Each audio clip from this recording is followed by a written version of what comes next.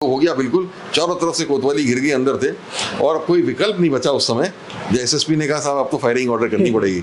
लेकिन असली कंपटीशन जो है, ये मेरा अपना अनुमान है, असली कंपटीशन कुल मिला के 10 से 15,000 बच्चों के बीच में होता है। आईएएस अफसर जो खासतौर से रिटायर्ड वाले भी, चाहे जितने उच्चतम पोस्ट पर पहुंच जाएं, जब वो बैठते हैं साथ में या किसी के साथ भी, तो कहानी बताना शुरू करते हैं तो यही कहते हैं कि जब मैं डीएम था।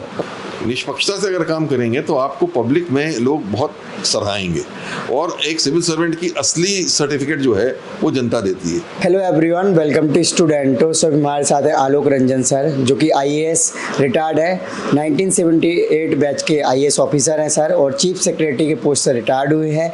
जो कि आप सभी जानते हैं कि सबसे बड़ी पोस्ट होती है, जो कि एक आईएएस ऑफिसर जो कि एसडीएम से स्टार्ट करते हैं नॉर्मली, और वो चीफ सेक्रेटरी तक पोस्ट तक पहुँच सकते हैं। तो सर की जो जर्नी रही वो काफ़ी बड़ी रही है। और सर का अगर मैं आपको सबसे इंटरेस्टिंग जर्नी बताऊं तो सर का जो सिलेक्शन है वो फर्स्ट अटेम्प्ट में हुआ था।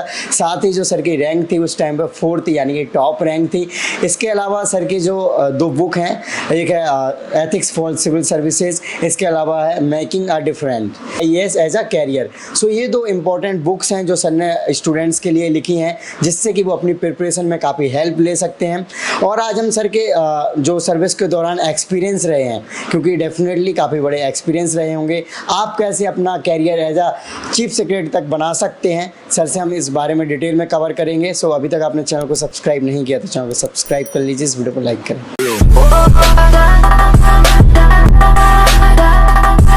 First of all thank you so much sir कि आपने इतना कीमती टाइम दिया हमें, ताकि हम अपने सब्सक्राइबर जो स्टूडेंट्स हैं आपसे उनको मिलवा सकें और आपके एक्सपीरियंस को उनके साथ साझा कर सकें। सर सबसे पहले सर आप अपना स्टार्टिंग का वो बताइए, ग्रेजुएशन वगैरह क्या किया है आपने, आपका क्या रहा सर उसके बाद? सबसे पहले तो मैं स्टूडेंटों को धन्यवाद देना चाहूँगा आपको कि आपने मुझे ये मौका दिया कि मैं बच्चों के साथ, स्टूडेंट्स के साथ कुछ बातचीत कर सकूं, क्योंकि मैं ये चाहता हूं कि मैं बच्चों को कुछ बता सकूं अपने अनुभव के बारे में और उससे उनको काफ़ी लाभ मिल सके। वैसा आपने बताया यही कि मैं आईएएस सेवा से रिटायर हुआ 2016 में, लेकिन मेरा करियर जो रहा शुरू में, मैंने दिल्ली यूनिवर्सिटी से BA ऑनर्स किया था इकोनॉमिक्स में, अर्थशास्त्र में, saint Stephen's college Delhi university से किया था। उसके बाद BA ऑनर्स इकोनॉमिक्स करते ही मैं IIM अहमदाबाद में MBA के लिए सेलेक्ट हो गया था, और फिर मैंने MBA किया IIM अहमदाबाद से 2 साल। IIM अहमदाबाद से MBA करने के बाद मैंने प्राइवेट सेक्टर में नौकरी शुरू की थी, क्योंकि वहाँ से प्लेसमेंट हो जाता है शुद्ध क्रांति। लेकिन फिर मैंने वो नौकरी छोड़ के आईएएस सेवा का परीक्षा दी, और पहले ही अटेम्प्ट में, ये मेरा सौभाग्य रहा, ईश्वर की कृपा रही कि पहले ही अटेम्प्ट में मैं सिलेक्ट हो गया, और इंडिया में 4th पोजीशन मेरी आई सिविल सर्विस एग्जामिनेशन में। और मुझको उत्तर प्रदेश का काडर अलॉट हुआ, क्योंकि मैं यूपी का ही रहने वाला हूँ, और मैं उत्तर प्रदेश में मैंने और भारत सरकार मिला के अपनी सेवा करी, और जिसमें मैंने, जैसा आपने बताया, कि चीफ सेक्रेटरी उत्तर प्रदेश के पद से 2016 में सेवानिवृत्त हुआ। ओके, सो सर जैसे कि आपके लाइफ में इतने अच्छे अमेजिंग एक्सपीरियंस रहे सर, तो सर जैसे कि अभी भी नॉर्मली लोग कहते हैं कि जो सिविल सर्विसेज की तैयारी करते हैं वो बहुत होशियार स्टूडेंट होते हैं, एक्स्ट्रा ऑर्डिनरी होते हैं। तो सर आपके साथ क्या रहा, क्योंकि आपका सर फर्स्ट अटेम्प्ट में सिलेक्शन हो गया, टॉप रैंक आई, साथ में आपने स्टीफन से ग्रेजुएशन किया, इसके बाद भी आपने IIM में ये सब किया सर? देखिए, ये तो है कि पढ़ाई में अच्छा होना तो ज़रूरी है सिविल सर्विस की परीक्षा में उत्तीर्ण होने के लिए।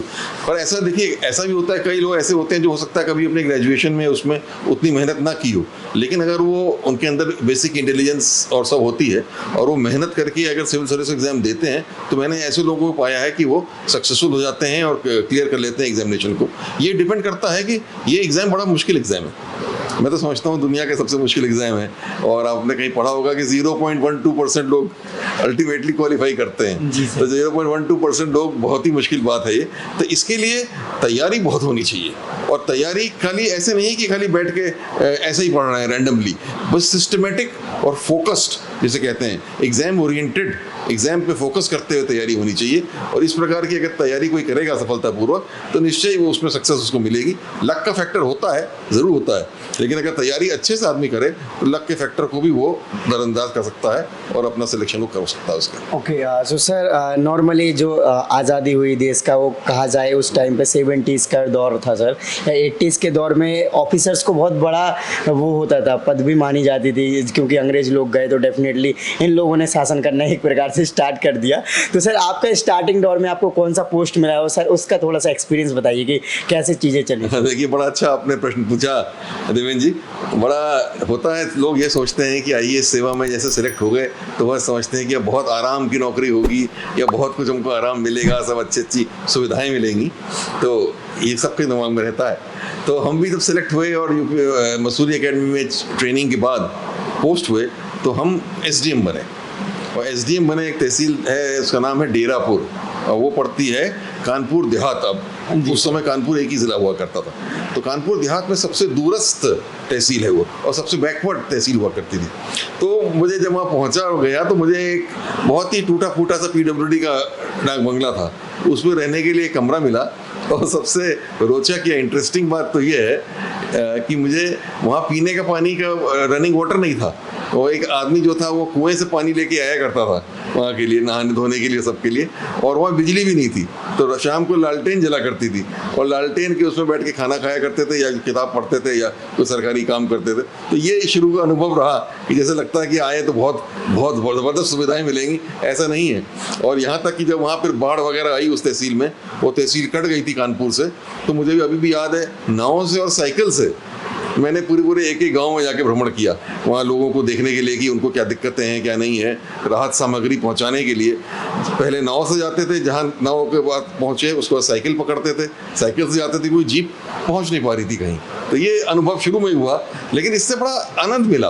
आनंद ये मिला कि उसमें एक लोक सेवा की भावना आती है कि हाँ, आप कुछ जो पीपल के लिए कुछ कर रहे हैं, पब्लिक के लिए कुछ कर रहे हैं, जनता के लिए कुछ कर रहे हैं, और बड़ा संतोष उससे मिलता है। तो शुरुआती इसमें ही जो मैंने बताया कि एसडीएम शिफ्ट से शुरू किया, तो इस प्रकार बहुत ही अच्छी एक शुरुआत हुई, जिसमें बहुत कुछ सीखने को मिला। ओके, सो सर उस ज़माने में सर प्रिपरेशन के थोड़ा जर्नी के बारे में बताइए सर, कि उस टाइम पे माहौल कैसा हुआ करता था। क्या आज के दौर में जो कंपटीशन को लेकर बहुत ज़्यादा मारा मारी हो रखी है, कोचिंग इंस्टीट्यूट अलग हैं, अलग अलग प्लेटफॉर्म आ गए हैं, और डेफिनेटली स्टूडेंट्स की भी संख्या बढ़ गई है, तो उस टाइम पे कैसा रहता है? देखिए, कंपटीशन तो तब भी बहुत टफ था, और मैं ऐसे अगर आप मानिए बात, तो स्टूडेंट्स की संख्या चाहे लाखों में हो, तब भी लाखों में थी, अब और बढ़ गई है।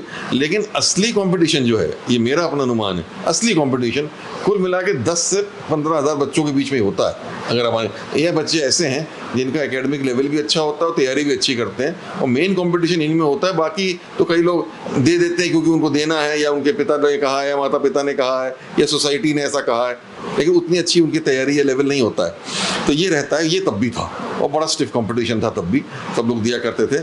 और ये एक था कि सिविल सर्विस नंबर 1 करियर उस समय माना जाता था, और लोग उसमें थे, क्योंकि आपने जैसे बताया कि तब तक उसका काफ़ी एक रुतबा भी था सिविल सर्विस का, तो वो रहा। तो वो नया उस समय पैटर्न फ़र्क था, ये मैं बताऊँ, बड़ा इंटरेस्टिंग था। जो अब पैटर्न है, उस समय हम लोग के 3 कंपलसरी पेपर होते थे, एक ऐसे, एक जनरल इंग्लिश, एक जनरल स्टडीज़ का, और उसके बाद हम लोगों को ऑप्शनल 5 लेने पड़ते थे। 3 लोअर ऑप्शनल होते थे और 2 हायर ऑप्शनल। और दो हायर ऑप्शनल जो होते थे वो एमए के लेवल के होते थे, और 3 लोअर ऑप्शनल जो होते थे वो बीए के लेवल के हुआ करते थे। तो इतने नए पेपर लेके तैयारी करनी पड़ती थी। जैसे हमने भी इकोनॉमिक्स किया था, मैनेजमेंट किया था, लेकिन इकोनॉमिक्स का एक पेपर लिया था लोअर, बाकी 4 paper history, international law, public administration and political organisation, ये सब नए तरीके के पेपर्स लेके हम बैठे सिविल सेवा में। इसलिए बड़ी नई तरीके की तैयारी करनी पड़ती है, मेहनत करनी पड़ती थी। तब भी हमें याद है 8 महीने दिल्ली में फ्लैट लेके हम रहे थे, डिफेंस कॉलोनी में। एक कमरा लेके रहे थे, फ्लैट क्या लेके रहे थे, एक कमरा लेके रहे थे, और वहीं बैठ के तैयारी की थी। और 8 महीने तो बहुत ही पूरी बड़ा तन मन के भाव से पूरा समर्पित होकर किया था। हाँ, कोचिंग इंस्टीट्यूट तब भी होते थे, लेकिन अब ज़्यादा बढ़ गए हैं, और अब जैसे टेस्ट सीरीज और फलाना ठिकाना इस तरीके की चीज़ें होती हैं, वो सब नहीं होती थी। लेकिन तब थे इंस्टीट्यूट थे, राव इंस्टीट्यूट था, वाजीराम राव था, ये सब तब भी थे, अच्छे इंस्टीट्यूट्स माने जाते थे। इनसे कभी रिटन मटेरियल या जो कुछ भी उपलब्ध हो जाता था, और आप ज्वाइन करना चाहें तो आप कर सकते थे, 3 हफ्ते के लिए, 4 हफ्ते के लिए, 2 महीने के लिए, ऐसे सिस्टम था, वो सब था। लेकिन पढ़ाई तो अल्टीमेटली अपने आप ही करनी पड़ती है। कोचिंग इंस्टीट्यूट आपको राह दिखा सकता है, आपको गाइड कर सकता है, आपको मटेरियल दे सकता है, लेकिन अगर आप उस तरीके से नहीं पढ़ेंगे और तैयारी नहीं करेंगे तो फिर उसमें सक्सेस नहीं मिलेगी। मेहनत अपनी जो है वही उसी का रिजल्ट मिलता है। Right, okay. सो सर, आपने इंग्लिश मीडियम में डेफिनेटली प्रिपरेशन की है, तो उस टाइम पे इंग्लिश और हिंदी को लेकर जैसे आज जो चल रहा है वैसा था क्या उस टाइम पे भी? मैं समझता हूँ कि अब थोड़ा और ज़्यादा लोग हिंदी मीडियम से देना चाह रहे हैं, और इसलिए ये बात आ रही है कि हिंदी मीडियम के कितने लोग सफल होते हैं, नहीं होते हैं, क्या उनको मटेरियल मिल पा रहा है, नहीं मिल पा रहा है। ये प्रश्न वाजिब भी हैं, सही भी हैं, उनको मिलना चाहिए मटेरियल और उनको मौका मिलना चाहिए। जो हिंदी के बच्चे भी हैं उनमें कोई क्षमता में कमी नहीं होती है, ऐसी मैं नहीं मानता। और उस ज़माने में थोड़ा हमने इंग्लिश मीडियम से, तो वहाँ अधिकतर लोग उस समय इंग्लिश मीडियम से ही देते थे, परसेंटेज जो हिंदी का था वो कम था, लेकिन अब मैं कह रहा हूँ धीरे धीरे वो बढ़ रहा है। जी सर, ओके। सो सर, आपने डीएम के पोस्ट पर सर्व किया है सर? हाँ बिल्कुल किया है। मेरे को ऐसा मेरे साथ कृपा रही कि मैंने 5 डिस्ट्रिक्ट किए, जो जल्दी कोई करता नहीं है। अधिकतर लोगों को 2 ज़िले मिलते हैं एस डी एम, पर मुझे 5 डीएम के ज़िले मिले, और हर तरीके के ज़िले में मैंने जो है मुझे काम करा। शुरुआत तो मैंने करी पूर्वी उत्तर प्रदेश के एक बहुत ही बैकवर्ड एरिया से, गाजीपुर का मैं डीएम बना। दूसरा मैं बांदा ज़िले का डीएम बना। उसके बाद गाजियाबाद का बना, जो बिल्कुल वेस्टर्न डिस्ट्रिक्ट थी, और उस समय गाजियाबाद में पूरा नोएडा भी आता था और हापुड़ भी आता था।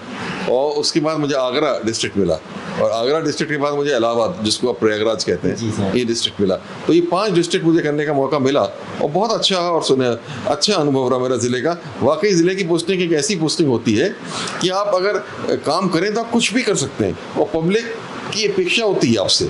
पब्लिक ये चाहती है कि आप अधिक से अधिक काम करके दिखाएं, तो वो होता है कि आप जो भी काम करते हैं आपको पब्लिक से रिस्पांस मिलता है। राइट, सो डेफिनेटली सर, आपने एसडीएम और डीएम की पोस्ट को ज़्यादा एंजॉय किया हुआ रादर देन कि उसके ऊपर की पोस्ट को। देखिए, मैं आपको एक कहानी बताऊं जो मैंने अपनी पुस्तक में भी लिखा है, जो making a difference IAS as a career पुस्तक है। इसमें मैंने लिखा है कि जब भी आईएएस अफसर, जो खासतौर से रिटायर्ड वाले भी, चाहे जितने उच्चतम पोस्ट पर पहुंच जाएं, जब वो बैठते हैं साथ में या किसी के साथ भी, तो कहानी बताना शुरू करते हैं तो यही कहते हैं कि जब मैं डीएम था। तो डीएम का ऐसा अनुभव होता है जो किसी और पोस्ट पे नहीं मिलता है, क्योंकि एक तरीके से पूरा डिस्ट्रिक्ट आपके कंट्रोल में चलता है। आप जो करना चाहें करा सकते हैं, जो रचनात्मक कार्य करना चाहें वो कर सकते हैं, जो पब्लिक सेवा का काम चाहें वो कर सकते हैं। इसलिए डिस्ट्रिक्ट मजिस्ट्रेसी में वो मिलता है। लॉ एंड ऑर्डर भी आप कंट्रोल करते हैं, डेवलपमेंट का वर्क भी करते हैं, कोर्ट वर्क भी करते हैं, तमाम चीज़ें हैं। इतना मल्टीफेरियस आपकी जिम्मेदारियां रहती हैं कि बहुत संतोष रहता है। लेकिन मैं कहूँगा कि मुझे चीफ सेक्रेटरी जो मैं बना उत्तर प्रदेश का, उसमें भी बहुत संतोष मिला, क्योंकि उत्तर प्रदेश तो आप जानते ही हैं 22 करोड़ आबादी का प्रदेश है, और अगर वो देश होता तो 5वें नंबर का देश होता विश्व में आबादी के उसमें। तो 22 करोड़ की उसमें आबादी में बहुत ही उसमें काम करने का मिला, बहुत चैलेंज है, बहुत अपॉर्चुनिटी है। और मुझे याद है चीफ सेक्रेटरी पीरियड में लखनऊ में मैं मेट्रो को लाया। लखनऊ अगर एक्सप्रेस वे आपने देखा होगा, ये 2 साल में बना के तैयार किया। डायल 100 पूरी योजना लॉ एंड ऑर्डर की लाई, जिसमें पुलिस कहीं भी 20 मिनट में पहुंच जाती है। या डायल 108 योजना करी एम्बुलेंस के लिए, कि एम्बुलेंस 20 मिनट में कहीं भी दूरस्थ ग्रामीण क्षेत्र में ही पहुंच जाती है। तो ये सब करने का जो मौका मिला, इससे बहुत अच्छा अनुभव मिला और बहुत प्रसन्नता हुई अंदर से, बहुत संतोष मिला। ओके सर, सो मैं भी कभी और सीनियर आईएएस ऑफिसर्स से मिला हूँ, तो हर ऑफिसर्स कहीं ना कहीं बुक्स वगैरह लिखते हैं सर, और आपकी ये काफ़ी मतलब एस्पिरेंट्स के लिए कहा जाए तो ये बुक्स हैं दोनों। तो सर थोड़ा इन बुक्स के बारे में बताइए कि कहाँ से आइडिया फॉर्मेट हुआ कि आपको इस टाइप की बुक्स लिखना चाहिए जो कि स्टूडेंट्स को डायरेक्टली हेल्प करें। देखिए, मेरा एक तो हमेशा से लिखने का मुझको बहुत शौक था, तो मेरे को बहुत रुचि थी लिखने की। और मैं सर्विस में भी जब था तो मैंने 2 पुस्तक लिखी थी। एक तो मैंने लिखी थी द कलेक्टर टुडे, जिसका हिंदी अनुवाद है जिलाधिकारी। वो जैसे आपने पूछा डीएम की पोस्ट के मेरे अनुभव थे, उसके आधार पर कि जिला कैसे चलाया जाता है और कैसे अच्छे से अच्छा चलाया जा सकता है, वो उसको मैंने लिखा। एक मैंने लिखा था साक्षरता के कार्यक्रम पे, towards adult literacy in India, उसका भी हिंदी वर्जन है, साक्षरता की ओर। वो मैंने आगरा के, जब मैं डीएम था तो मैंने वहाँ संपूर्ण साक्षरता कार्यक्रम चला के 5.5 लाख निरक्षर लोगों को साक्षर बनाया था 1 साल में। वो बड़ा अच्छा अनुभव था, उससे बहुत संतोष मिला था, उस पर लिखा। तो मुझे रिटायरमेंट का मुझे लगा कि मुझे और कुछ करना चाहिए, समाज को कुछ देना चाहिए अपने अनुभव का लाभ। तो मैंने सोचा सबसे अच्छे तरीका यही कुछ मैं लिख के, किताब लिख के दूँ। और मैंने सोचा जो स्टूडेंट्स हैं उनको भी मैं कुछ दूँ, उनको जानकारी और हो जाए कि जैसे आईएएस सेवा में अगर आना है तो क्यों आना चाहिए, और उस सेवा में क्या क्या अपॉर्चुनिटी मिलती हैं, किस किस पोस्ट में आपको क्या अपॉर्चुनिटी मिलती हैं, और उसमें मैंने अपने अनुभव और कहानियाँ डाली हैं। तो उस हिसाब से ये जो किताब है, ये making a difference IAS as a career, ये लिखी गई है। इसका हिंदी अनुवाद भी आ रहा है, ये पेंगुइन ने निकाली है। इसके हिंदी अनुवाद आ जाएगा दिसंबर के माह तक, जो आ रहा है वो भी पेंगुइन ही निकाल रहा है। तो वो इसमें हमने यही लिखा है आईएएस का जर्नी पूरा, इसमें प्रिपरेशन के बारे में भी है कि कैसे प्रिपेयर करना चाहिए रिटन के लिए भी और इंटरव्यू के लिए भी। इसके बारे में मैंने स्पष्ट अपनी सलाह दी है, अपने अनुभव बताते हुए कि मेरा क्या वास्तविक अनुभव था। ऐसा नहीं है कि मेरा अनुभव भी सब वो था कि सब कुछ बहुत आसानी से हो गया, पोजीशन तो मिली लेकिन दिक्कतें आई, एग्जामिनेशन में भी दिक्कतें आई, कोई पेपर अच्छे हुए कोई पेपर नहीं अच्छे हुए, इंटरव्यू में कोई दिक्कतें आई, ये सब चीजें हुई। लेकिन ये हुआ कि फिर भी सफलता ईश्वर की वजह से मिल गई।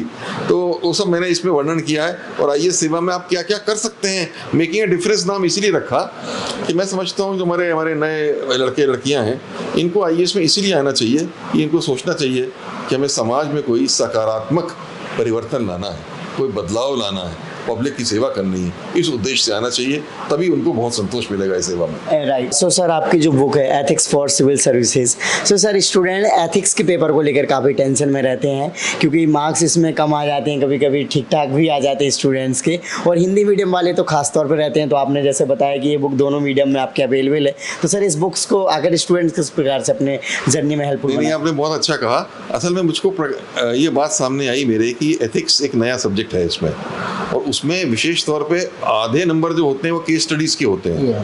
तो उसके हिसाब से बहुत कोई अच्छी किताबें बहुत मार्केट में उतनी अवेलेबल नहीं थी, बहुत कम अवेलेबल थी। तो इसीलिए मेरे अंदर ये आई बात, और एक प्रकाशक ने भी उससे कहा कि साहब इसमें आप किताबें लिखिए, बच्चों की मांग है। तो मैंने ये किताब यूपीएससी के सिलेबस के मुताबिक ही लिखी है, इंग्लिश में भी लिखी है, हिंदी में भी लिखी है। एथिक्स ऑफ सिविल सर्विस या सिविल सेवा में नैतिकता, इस पर लिखा है। और इसमें विशेष जो इसमें मैंने जोर दिया है वो केस स्टडी पे दिया है। करीब 100 केस स्टडी मैंने लिखी है इसमें, जो आईएएस की परीक्षा में भी आई हैं, और साथ साथ जो मैंने अपने अनुभव के आधार पर बनाई हैं नई केस स्टडी, और उनकी मैंने चर्चा करी है, जिससे एक स्टूडेंट को पता चले कि केस स्टडी को चर्चा करते समय किस प्रकार अटेंड करना चाहिए, उसमें क्या क्या बातों का उल्लेख करना चाहिए, कैसे उसकी एनालिसिस करना चाहिए, कैसे निष्कर्ष निकालना चाहिए, वो सब पूरा उसमें मैंने वर्णन किया है। साथ ही साथ जो उसकी थ्योरेटिकल पोर्शन है उस पर भी इस किताब में पूरा वर्णन किया गया है, चाहे इंडियन फिलोसफर्स के बारे में, चाहे वेस्टर्न फिलोसफर्स के बारे में, चाहे सिविल सर्विस की प्रोबिटी और करप्शन ना होने के बारे में, इन सब चीज़ों के बारे में जो है पूरा वर्णन इसमें मैंने किया हुआ है। तो ये किताब मैं समझता हूँ लिखा इसलिए है कि जो स्टूडेंट्स दे रहे हैं एग्जाम, और उनको सिविल एथिक्स के पेपर के लिए इस किताब को पढ़ने से ज़रूर मदद मिलेगी। ओके, सो सर हर कोई सिविल सर्विस में आने के बाद चाहते हैं कि वो चीफ सेक्रेटरी या सेक्रेटरी की पोस्ट पर जाएं सर, तो सर ऐसा क्या आप अपने सर्विस के दौरान करते रहे, और थोड़ा सा इस जर्नी के बारे में बताइए कि कैसे आप एसडीएम से चीफ सेक्रेटरी तक पहुँचे सर।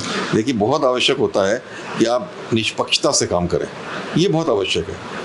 निष्पक्षता से अगर काम करेंगे तो आपको पब्लिक में लोग बहुत सराहेंगे, और एक सिविल सर्वेंट की असली सर्टिफिकेट जो है वो जनता देती है। अगर जनता कहेगी कि ये ईमानदार हैं, इन्होंने सबका काम किया, इन्होंने विकास का काम किया, तो उससे बड़ा कोई सर्टिफिकेट नहीं होता। तो सबसे ज़्यादा मैं ये कहूँगा कि निष्पक्षता से और ईमानदारी से काम करना चाहिए, और पब्लिक सेवा की भावना से काम करना चाहिए। कभी पब्लिक से दूर नहीं जाना चाहिए। मेरा तो एक वही बात था, मैं अधिक से अधिक जनता से मिलता था हर पोस्ट पर, चाहे डीएम हो चाहे चीफ सेक्रेटरी हो। इवन चीफ सेक्रेटरी मैंने 1 घंटा अलग रखा था कि आम नागरिक भी मुझसे आके मिल सकता था अपनी समस्याओं के लिए, और उनकी समस्याओं को हल करने के लिए एक पॉजिटिव अप्रोच के साथ, एक सकारात्मक अप्रोच के साथ काम करना चाहिए। और अगर लोगों को आपके प्रशासन से लाभ मिलेगा तो वास्तव में आप समझेंगे लोग भी आपको सराहेंगे, और आपको अच्छा एक नाम भी होगा, और नाम अच्छा होगा, सब होगा, तो आपको आगे चल के अच्छे प्रमोशन भी मिलेंगे, अच्छी पोस्ट भी मिलेगी, और आप उच्चतम पोस्ट तक पहुंच सकते हैं। मुख्य भाव यही होना चाहिए कि समाज में अच्छे से अच्छा काम करके दिखाएं, समाज में सुधार लाएं अच्छे से अच्छा, और हर आदमी की ज़िंदगी को छू सकें, गरीब से गरीब की ज़िंदगी को आप छू सकें, यही संकल्प लेके काम करना चाहिए। ओके, सो सर्विस के दौरान सर चैलेंजेस भी बहुत आते हैं, तो सर कोई ऐसे चैलेंजेस बताइए जो डेफिनेटली काफ़ी स्टूडेंट्स को मोटिवेट करेंगे और उनको कुछ उससे सीखने को मिले सर। देखिए, चैलेंजेस बहुत आते हैं। तो जैसे मैंने आपको उसमें बताया कि हमने साक्षरता कार्यक्रम लागू किया था आगरा में, बहुत बड़ा चैलेंज था। कोई उसमें धनराशि शासन से हमको नहीं मिली थी उस समय। हमने गांव के, शहर के लड़के लड़कियों को जो इंटरमीडिएट पास थे उनको लिया, उनको ट्रेन किया, वॉलंटियर्स के, स्वयं सेवकों के तरीके से, और पूरा एक वातावरण उसका सृजित किया, और उनके माध्यम से गांव-गांव, गली-गली, मोहल्लों में स्कूल चलाए इनके लिए, एडल्ट नॉन लिटरेट्स के लिए, और 1 साल के अंदर वो लिटरेसी वो तक वो हासिल कर सके। ये बड़ा भारी चैलेंज था, बड़ी उपलब्धता थी। इसी प्रकार हमने खतौनी जो होती है लैंड रिकॉर्ड्स का कंप्यूटराइजेशन अपने बूते पे हमने शुरू कराया, गाजियाबाद में, उसके बाद आगरा में, और उसके बाद इसको जो है टेकअप किया गया पूरे प्रदेश में। मुझे बड़ा अच्छा लगा, और पूरे देश में फिर अब जगह जगह लैंड रिकॉर्ड्स जो हैं वो कंप्यूटराइज हुए हैं। सिमिलरली जब मैं चीफ सेक्रेटरी बना, जब मैंने आपको उल्लेख किया है, जैसे लखनऊ आगरा एक्सप्रेस वे ही बनाया तो 2 साल में बना के दिखा दिया। जो 328 किलोमीटर का एक्सप्रेस वे था, उसमें किसानों से ज़मीन लेनी थी, एक भी किसान अगर कोर्ट चला जाता तो वो रुक जाता, काम रुक जाता। लेकिन इस तरीके से मुआवजा तय किया, किसानों के साथ मिल के बातचीत करके किया, कि उन लोगों ने भी पूरा सपोर्ट किया। कोई भी अगर व्यवधान जो है नहीं होने दिया, क्वालिटी का काम कराया। पॉलिटिकल इंटरफेरेंस की बात भी आई बीच बीच में, तो उसको भी दूर किया, नज़रअंदाज किया, और बिल्कुल प्रोफेशनल तरीके से काम किया। तो ये मैं कहता हूँ कि दिक्कतें आती हैं, ऑब्स्टेकल्स आते हैं, लेकिन अगर आपके अंदर इच्छा है काम करने की, आप प्रोफेशनल तरीके से काम करना चाहते हो, आप लगन और मेहनत और ईमानदारी से करना चाहते हो, तो आपको उस काम करने से कोई नहीं रोक सकता और आपको सफलता मिलेगी। ओके, सो सर, जैसे कि नॉर्मली कोई भी गवर्नमेंट होती है, अगर वो कोई उनका कोई भी प्रोग्राम हिट होता है तो वो कहते हैं कि हमारे द्वारा ये हुआ। अगर देखा जाए तो एक्चुअल में आप जैसे लोगों का ही माइंड होता है, आईएएस ऑफिसर, सेक्रेटरी लोगों का।